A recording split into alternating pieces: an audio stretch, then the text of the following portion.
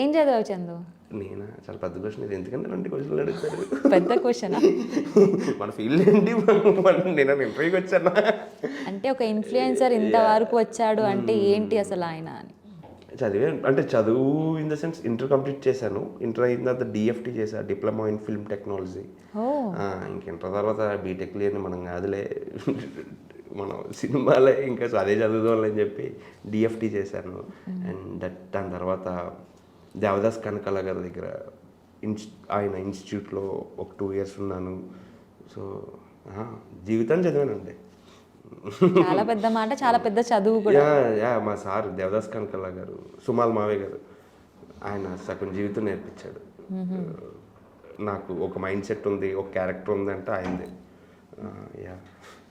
ఏం నేర్చుకున్నారు? లైక్ ఆయన ఓన్లీ యాక్టింగ్ స్కిల్స్ మాత్రమే కాకుండా పర్సనల్గా మీకు బాగా నచ్చింది ఏంటి?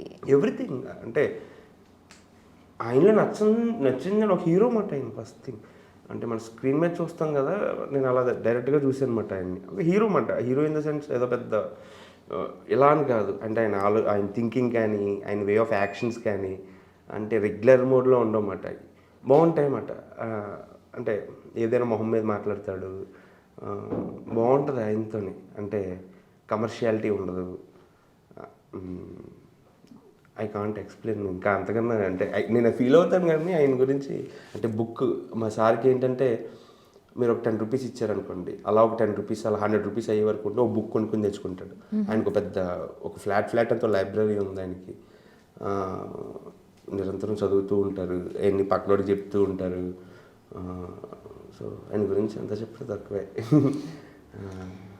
నేను బేసిక్ ఏజ్ అంటే ఆ ఏజ్లో మనం ఎవరితో ట్రావెల్ అవుతాం అదే మన ఏజ్. యాక్చువల్లీ నా ఇంటర్ అయిపోయింది, డిఎఫ్టీ అయిన తర్వాత ఇది అంటే ఇట్స్ మై బీటెక్ ఏజ్ అనుకోవచ్చు. అది మామూలుగా నా ఫ్రెండ్స్ అందరూ బీటెక్లో ఉంటే నేను ఆయన దగ్గర ఉన్నప్పుడు.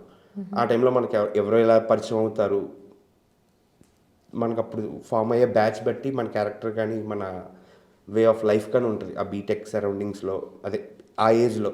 సో ఆ ఏజ్లో నాకు మా సార్ తగిలారు, అందుకనే అలా తయారయ్యానేమో. సో అంతే. యా